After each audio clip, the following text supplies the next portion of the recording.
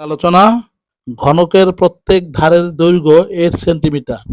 উক্ত পরিমাপে 10% ত্রুটি বিদ্যমান।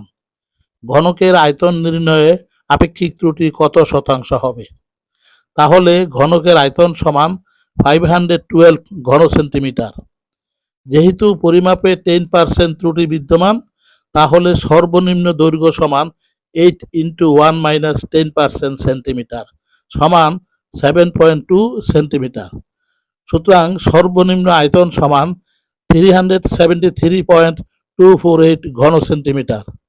তাহলে আয়তন নির্ণয় ত্রুটি সমান 138.752 ঘন সেন্টিমিটার।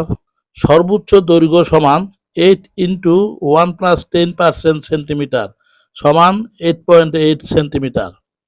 সুতরাং সর্বোচ্চ আয়তন সমান 681.472 ঘন সেন্টিমিটার।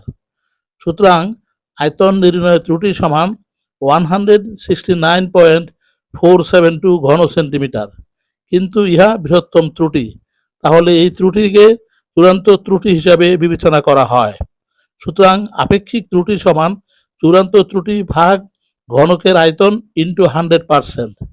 এখন চূড়ান্ত ত্রুটি এবং ঘনকের আয়তনের মান বসালে আপেক্ষিক ত্রুটি হবে 33.1%। ধন্যবাদ সকল।